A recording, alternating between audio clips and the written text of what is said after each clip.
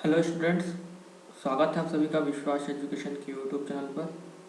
हम कक्षा छठवीं का सामाजिक अध्ययन का अध्याय 8 आज पूरा करने वाले हैं, ग्रामीण क्षेत्र में आजीविका। इससे पहले 7 अध्याय कंप्लीट हो चुके हैं। आज 8वां अध्याय हम देखेंगे सभी प्रश्नों को हल करते हुए। स्टूडेंट्स, आप सबको पता है कि एनसीईआरटी पढ़ना कितना आवश्यक है। इसमें ज़मीनी स्तर पर जो भी घटनाएं हमारे समाज में हो रही है उसको बहुत ही अच्छे से समझाया गया है, जो कि सभी प्रकार के एग्ज़ाम्स के लिए और हमारे बेसिक अंडरस्टैंडिंग के लिए बहुत ज़रूरी है। तो जितना जल्दी हम एनसीईआरटी पूरा कर पाएंगे उसके बाद हम आगे बढ़ सकेंगे। तो समय गंवाए बिना हम जल्दी से शुरू करते हैं इस अध्याय को। यहाँ पर देखेंगे कि ग्रामीण क्षेत्र में कैसे लोग अपना जीवन यापन करते हैं और उनके आय का साधन क्या होता है। तो पहले पार्ट में हमने अपने जीवन में मौजूद अनेक तरह की विविधताओं पर नज़र डाली। हमने इस पर भी विचार किया कि अलग अलग क्षेत्रों में रहने से वहाँ के लोगों के काम धंधे पर कैसा असर पड़ता है, वहाँ पर पाए जाने वाले पेड़ पौधे, वहाँ की फसलों या दूसरी चीज़ें किस तरह उनके लिए महत्वपूर्ण हो जाती है। इस पाठ में हम यह देखेंगे कि गांव के लोग किन विभिन्न तरीकों से अपनी आजीविका चलाते हैं। पहले 2 पाठों की तरह यहाँ भी हम इसकी पड़ताल करेंगे कि क्या लोगों के पास आजीविका चलाने के समान अवसर उपलब्ध हैं या नहीं। ठीक है, इस सब चीज़ों को हम जानेंगे। इनके जीवन की परिस्थितियाँ एक दूसरे से कितनी मिलती जुलती है और वे किन समस्याओं का सामना करते हैं, इसे भी हम देखेंगे। यहाँ पर आप एक चित्र देख रहे हैं, इसमें गांव के लोग हैं और गांव में जो काम किए जाते हैं उन सब चीज़ों के बारे में इस चित्र में दिखाया गया है। यहाँ पे कुछ लोग ईंट बनाने का काम कर रहे हैं, दीवार चढ़ाने का काम कर रहे हैं, रेहड़ी चला रहा है एक व्यक्ति, यहाँ पर मछली पकड़ा जा रहा है, यहाँ पर एक दुकान है, यहाँ पर खेती का काम किया जा रहा है और यहाँ पर लोग जो है खेतों से सब्जियाँ निकाल रहे हैं, यहाँ से फूल तोड़ रहे हैं, तो यहाँ से भी फूल तोड़ा जा रहा है। तो इस तरह से ये गांव का एक दृश्य है।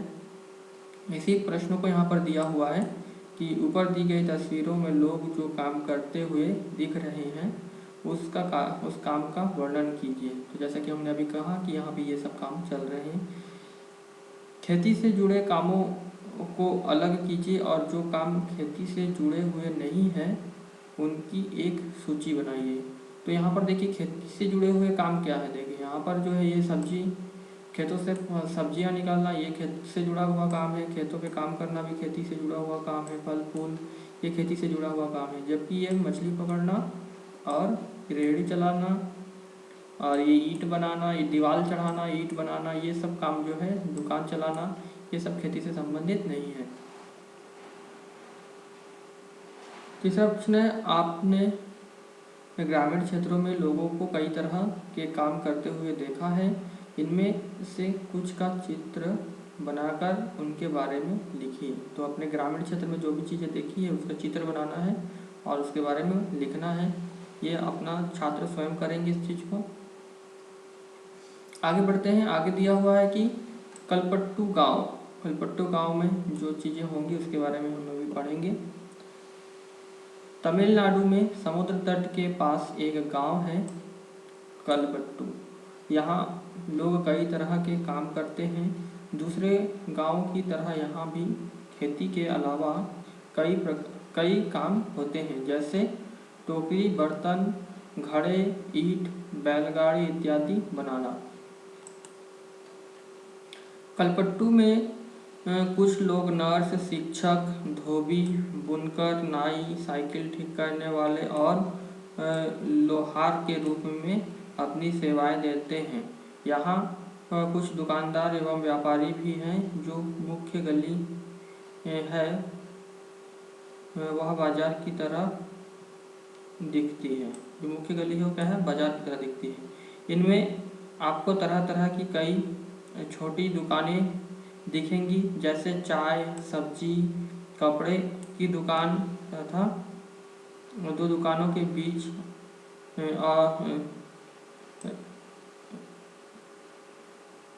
बीज और खाद की 2 दुकानें जो है बीज की है और खाद की, 4 दुकानें चाय की है जहाँ टिफ़िन भी मिलता है।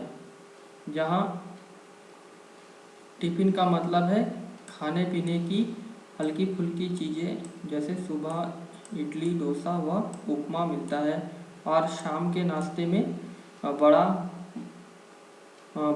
व मैसूर पाक मिलता है। चाय की दुकानों के पास एक कोने में एक लोहार का परिवार रहता है। उसके घर में ही लोहे की चीज़ें बनाने का काम होता है। बगल में साइकिल की मरम्मत की एक दुकान है, वहाँ साइकिल किराए पर भी मिलती है। गांव में 2 परिवार कपड़े धोकर अपनी आजीविका चलाते हैं। तो लोग कहाँ हैं, धोबी का काम करते हैं। कुछ लोग पास के शहर में जाकर मकान बनाने और लारी चलाने का काम करते हैं। गांव छोटी छोटी पहाड़ियों से घिरा हुआ है। सिंचित जमीन पर मुख्यतः धान की खेती होती है। ज़्यादातर परिवार खेती के द्वारा अपनी आजीविका कमाते हैं। यहाँ आम और नारियल के काफ़ी बाग हैं। कपास, गन्ना और केला भी उगाया जाता है। आइए कुछ लोगों से मिले जो कलपट्टू के खेतों में काम करते हैं और देखें कि हम उनकी आजीविका के बारे में क्या सीख सकते हैं। तो अक्सर ऐसा ही होता है गांव, जहां पर खेती से संबंधित काम होते हैं, आसपास पहाड़ियों से घिरा हुआ होता है। यहाँ पर देख रहे हैं धान का रोपाई हो रहा है। धान की रोपाई कमरतोड़ काम होता है। तो धान की रोपाई करने में जो है बहुत मेहनत लगता है, क्योंकि वो पानी के अंदर छुप के दिन भर उसको रोपाई करना पड़ता है। आगे देख लेते हैं तुलसी की कहानी। यहाँ पर हम सब यहाँ रामलिंगम की ज़मीन पर काम करते हैं। उसके परिवार के पास कलपट्टू में 20 एकड़ धान के खेत हैं। शादी से पहले भी मैं मायके में धान के खेतों में ही मजदूरी करती थी। कौन कह रही है, तुलसी कह रही है। यहाँ मैं सुबह 8:30 से शाम के 4:30 तक काम करती हूँ। रामलिंगम की पत्नी करुथम्मा काम की निगरानी करती है। साल में कुछ ही मौके ऐसे होते हैं जब मुझे नियमित रूप से मजदूरी मिलती है। यह उन मौक़ों में से एक है। मैं धान रोप रही हूँ। जब धान की फसल थोड़ी बढ़ जाएगी तो रामलिंगम हमें निराई के लिए और बाद में कटाई के लिए बुलाएगा। तो रामलिंगम के खेत में लोग काम करते हैं, धान रोपाई, निराई और कटाई, ये कुछ महीने इनको काम मिलता है। जब मैं कम उम्र की थी तो निराई कटाई का काम आसानी से कर लेती थी, लेकिन अब जैसे जैसे उम्र हो रही है मुझे झुककर काम करने और देर तक पानी में पैर डुबोए रहने से तकलीफ होती है। रामलिंगम एक दिन का 40 रुपये मजदूरी देता है। देखिए कितना कम मजदूरी देता है। मेरे गांव में मजदूरी के रेट से यह थोड़ा कम है, फिर भी मैं मजदूरी के लिए यहीं आती हूँ। रामलिंगम पर मुझे भरोसा है कि काम होने पर वह मुझे ही बुलाएगा। बाकी लोगों की तरह वह आस पड़ोस के गाँव में सस्ते मजदूर ढूंढने नहीं जाता है। तो उनको ही काम पर बुलाते हैं, इसलिए लोग थोड़ा कम रेट पर भी काम कर लेते हैं। मेरा पति रमन भी एक मजदूर है। हमारे पास कोई ज़मीन नहीं है। साल के इन महीनों में वह खेतों में कीड़ों की दवाई छिड़कता है।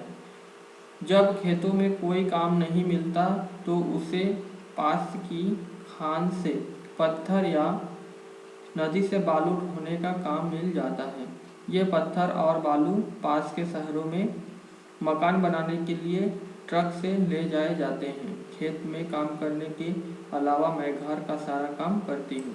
तो उनका जो पति है रमन, वो जो है बालू ढोने और पत्थर ढोने का भी काम करता है जब खेतों के में उनका काम नहीं होता है तो। और वो क्या करते हैं, घर का काम भी करती है और खेतों में भी काम करती है। मैं घर में सबके लिए खाना बनाती हूँ, कपड़े धोती हूँ और सफाई करती हूँ। दूसरी औरतों के साथ जंगल जाकर लकड़ी भी लाती हूँ। गांव से करीब 1 किलोमीटर दूर बोरवेल है जहाँ से मैं पानी लेकर आती हूँ। मेरा पति घर का सामान जैसे साग सब्जी खरीदने में मेरी मदद करता है। और इस तरह से गांव के लोगों का परिवार चलता है, उनका जीवन यापन चलता है। यहाँ पर एक चित्र दिया हुआ है। यहाँ पर देखिए, क्या तुलसी को साल भर कमाई के मौके मिलते हैं? ऊपर दिए गए चित्र के आधार पर बताइए। तो उनको साल भर कमाई के मौके नहीं मिलते हैं। एक तो ये जून जुलाई के आसपास मिलते हैं जब धान की बीड़ा बनाना वाला काम होता है, और रोपाई अगस्त वगैरह के समय पे होता है ये। तो जून अगस्त और ये सितंबर में निराई और अक्टूबर नवंबर में कटाई, इस टाइम पे ही जो है 4 महीने इनको काम मिलता है, बाकी टाइम पे इनको काम नहीं मिल पाता है। हमारी 2 बेटियां हमारे जीवन की खुशी है, तुलसी बोल रही है ना। उनकी 2 बेटियां हैं, दोनों ही स्कूल जाती हैं। पिछले साल एक बेटी बीमार पड़ गई थी तो उसे शहर के अस्पताल ले जाना पड़ा। हमने उसके इलाज के लिए रामलिंगम से उधार लिया था और हम उस उधार को चुकाने के लिए हमें अपनी गाय बेचनी पड़ी। तो देखिए, उनके पास पैसे की इतनी कमी होती है कि कोई बीमार पड़ जाता है तो इलाज भी नहीं करा पाते हैं, उधार ही लेना पड़ता है गांव के लोगों को। तुलसी के काम का विवरण दीजिए, वह रमन के काम से कैसे अलग है? क्योंकि जो तुलसी का जो काम है वो नियमित रूप से नहीं मिलता है, वर्ष के कुछ महीने में ही काम मिल पाता है। तुलसी धान की रोपाई का काम करती है, धान की फसल थोड़ी बढ़ जाने पर जो है वो निराई का काम करती है और फसल कटाई का काम करती है। उसके बाद में खेत में काम करने के अलावा वह घर का सारा काम करती है, जंगल जाकर लकड़ी लाती है, 1 किलोमीटर दूर से पानी लाती है। रमन का काम जो होता है वो मजदूरी है, खेतों में दवाई छिड़काव करना होता है उनको, और जब खेतों में कोई काम नहीं होता है तो वो पत्थर ढोने का काम करता है और बालू निकालने का भी काम करता है, जिससे कि शहर में मकान बनाए जाते हैं उन सब चीज़ों से। तो इस तरह इन दोनों का काम अलग अलग है। दूसरा प्रश्न यहाँ दिया है, तुलसी को अपने काम के लिए बहुत कम पैसा मिलता है, आपकी समझ में खेतों में काम करने वाले मजदूरों को कम पैसे पर काम क्यों करना पड़ता है? तो तुलसी के पास पूरे वर्ष काम नहीं होता है और उसे काम की तलाश होती है, इसलिए वह कम मजदूरी पर भी काम करने को तैयार हो जाती है। तुलसी की ही तरह जो है अन्य खेतिहर मजदूर भी इसी स्थिति में जीवन यापन करते हैं, वो लोग कम मजदूरी पर भी काम करते हैं। तीसरा प्रश्न है, आपके क्षेत्र में या पास के गांव में कौन सी फसलें उगाई जाती हैं, वहाँ खेतिहर मजदूर किस तरह काम करते हैं? तो इसको जो है अलग अलग जो गांव होते हैं, अलग अलग क्षेत्र राज्य होते हैं, उनके हिसाब से वहाँ के बच्चे छात्र स्वयं करेंगे इस चीज़ को। कहीं पर जो है धान उगाया जाता है, कहीं पर गेहूँ, और कहीं पर जो है मक्का, और कहीं पर प्याज, ऐसे करके अलग अलग चीज़ें उगाई जाती है। तो उसी से संबंधित काम जो है खेतों में कराया जाता है। ठीक है। चौथा जो है, अगर तुलसी के पास खेती की ज़मीन होती तो उसकी कमाई यानी आजीविका के तरीके कैसे अलग होते, चर्चा कीजिए। तो यदि तुलसी के पास खेती की ज़मीन होती तो वह दूसरे के खेत पर कम मजदूरी पर काम नहीं करती, बल्कि अपने खेतों में काम करती। वह फसल की बुआई, निराई तथा फसल कटाई के समय अपनी मदद के लिए अन्य मजदूरों को काम उपलब्ध कराती। तुलसी के पति को दूसरों के खेतों में मजदूरी करने के लिए नहीं जाना पड़ता, अगर उसके पास खेती होती तो, खेती की ज़मीन होती तो। आगे यहाँ देखते हैं, जैसा कि आपने तुलसी की कहानी में पढ़ा, ग्रामीण इलाकों में गरीब परिवारों का बहुत सारा समय पानी और जलावन की लकड़ी लाने एवं जानवर चराने में बीतता है। इन कामों से कोई पैसा नहीं मिलता है, लेकिन गरीब परिवारों में ये काम बहुत महत्वपूर्ण हो जाते हैं। वे मजदूरी में से जो थोड़ा सा पैसा कमाते हैं उससे गुजारा नहीं होता है। घर चलाने और ज़िंदगी बसर करने के लिए इन कामों को करना पड़ता है।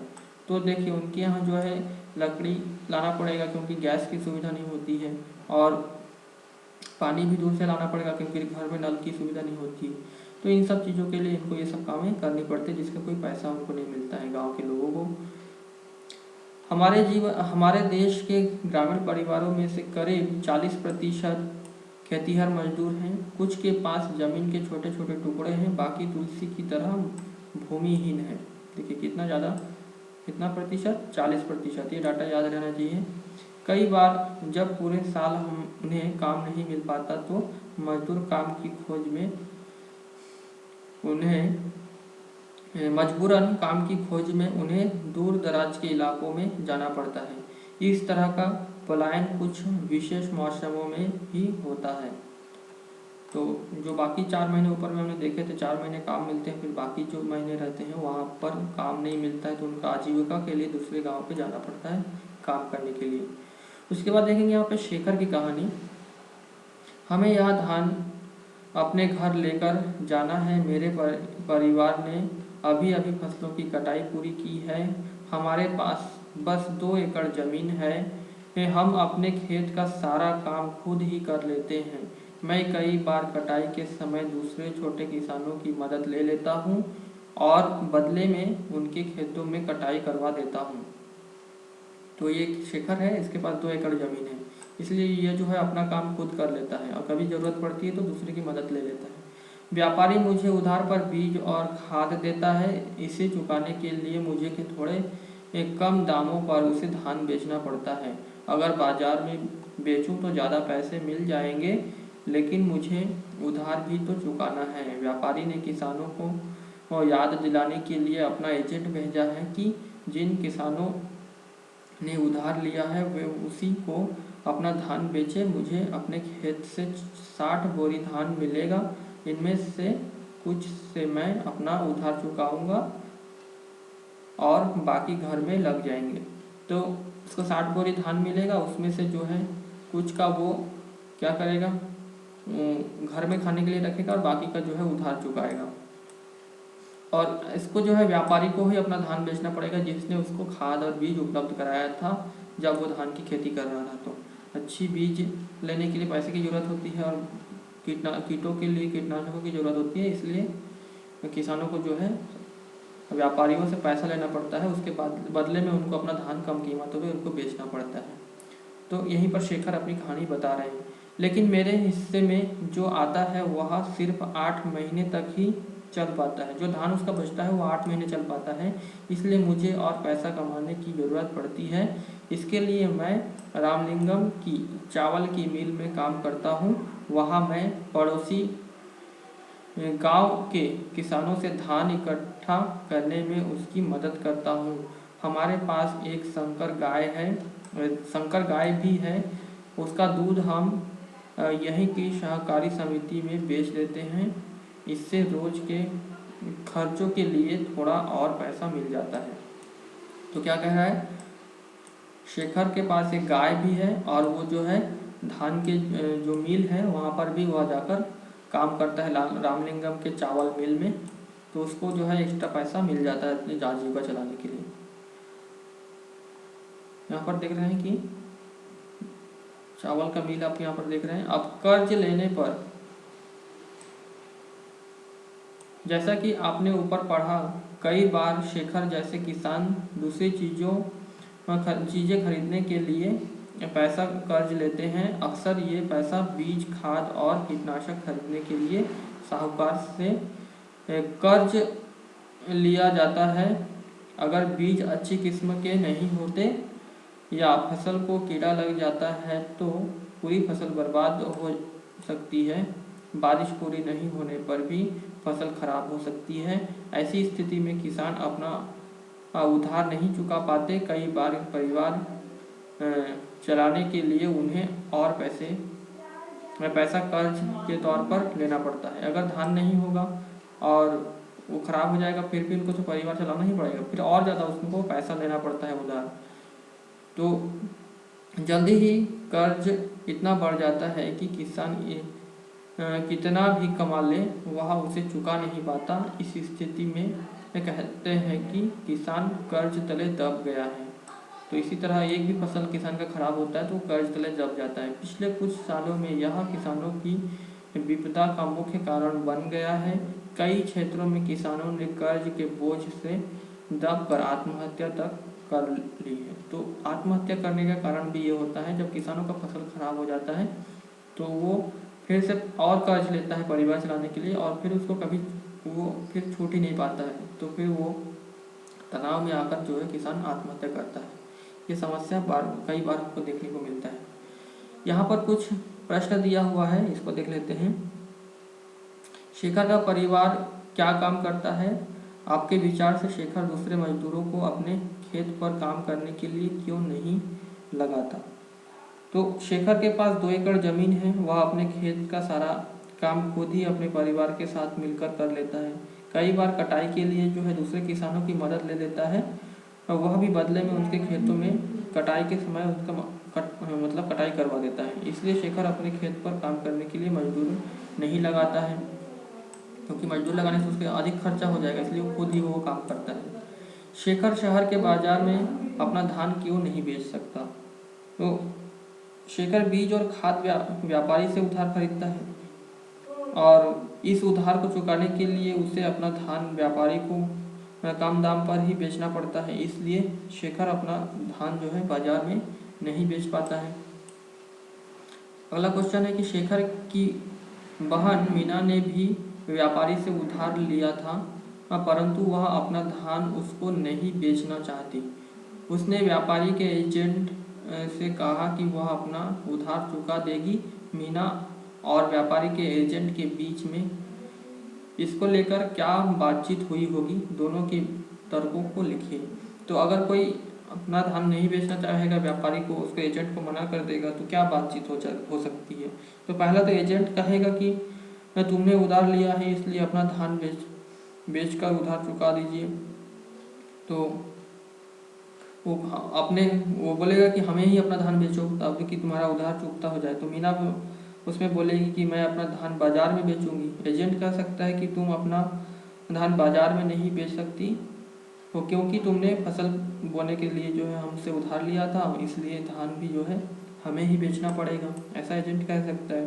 फिर मीना बोलेगा नहीं, मुझे बाजार से धान बेचने से अधिक मूल्य मिलेगा, तुम कम कीमत देते हो। एजेंट उसके बात कह सकता है कि वाह, जब तुम्हें पैसे की ज़रूरत होती है तो पैसा हम उधार देते हैं, बाजार नहीं देती है, इसलिए धान तो हमें ही बेचना पड़ेगा। मीना कहेगी नहीं, मैं अपना धान बाजार में बेचकर तुम्हारा उधार चुका दूंगी। एजेंट कहेगा मीना, तुम ऐसा नहीं कर सकती हो। अगर तुमने ऐसा किया तो इसका परिणाम बुरा होगा। तो इसका परिणाम क्या बुरा होगा कि एजेंट अगली बार जो है मीना को उधार नहीं देगा धान की खेती करते समय, और खेती करते समय किसानों के पास पैसा बचता नहीं है, फिर उसको जो है व्यापारियों के पास जाना ही पड़ता है। तो इस तरह से बाध्यता हो जाती है व्यापारियों को धान बेचना। अगला क्वेश्चन है, शेखर और तुलसी के जीवन में क्या समानताएं हैं और क्या अंतर है? आपके उत्तर के निम्नलिखित आधार हो सकते हैं। उनके पास कितनी जमीन है, उनको उधार क्यों लेना पड़ता है, उनकी कमाई के साधन क्या हैं, और उन्हें दूसरों की जमीन पर काम करने की क्या ज़रूरत है। तो इसको कुछ आधार पर हम बना सकते हैं, जैसे कि ज़मीन की बात करें तो शेखर के पास अपनी ज़मीन है और वह अपने खेतों पर काम करता है, जबकि तुलसी के पास अपनी ज़मीन नहीं है, इसलिए वह रामलिंगम के खेतों पर काम करता है। और उधार की बात करें तो शेखर को खाद व बीज के लिए व्यापारी से उधार लेना पड़ता है, और उधार चुकाने के लिए उसे कम कीमत पर व्यापारी को धान बेचना पड़ता है। जबकि तुलसी को अपनी बेटी के बीमारी के इलाज के लिए रामलिंगम से उधार लेना पड़ा था, जिसको चुकाने के लिए उसको अपनी गाय बेचनी पड़ी थी। तीसरा पॉइंट है जो है कमाई के साधन में शेखर की कमाई का साधन उसकी खेती में पैदा होने वाला धान है, तथा उसके पास एक गाय भी है जिसका दूध बेचकर वो जो है कुछ पैसे कमा लेता है। साथ ही खाली समय में रामलिंगम की चावल मिल में वो काम करता है, जबकि तुलसी की कमाई का एकमात्र साधन उसकी दूसरों के खेतों में मजदूरी ही करना रह जाता है। उसके बाद है दूसरों की ज़मीन पर काम करने की ज़रूरत, जो चौथा पॉइंट हो सकता है। तो ये जो है शेखर फसल कटाई के बाद दूसरे छोटे किसानों से मदद लेता है और बदले में वो उसके खेतों में भी जाकर धान कटाई कर देता है, जबकि तुलसी मजदूरी करने के लिए ही दूसरे के खेतों में जाकर काम करती है। तो ये चीज़ें अंतर हैं शेखर और तुलसी के में। तो जिनका पास अपना खुद का ज़मीन होता है उनकी स्थिति थोड़ी सी अच्छी होती है और भूमिहीन खेतिहर मजदूरों की तुलना में, ये हम चीज़ यहाँ पर समझे हैं। वीडियो काफ़ी लंबा हो जा रहा है, इसलिए अगले पार्ट में हम इसके आगे पढ़ेंगे और फिर देखेंगे इसके उत्तर को, क्वेश्चंस के आंसर को हल करेंगे, क्योंकि इसमें काफ़ी प्रश्न थे इसलिए लंबा चला गया थोड़ा वीडियो। तो ठीक है, मिलते हैं नेक्स्ट पार्ट में। इस वीडियो को यहीं तक रखते हैं।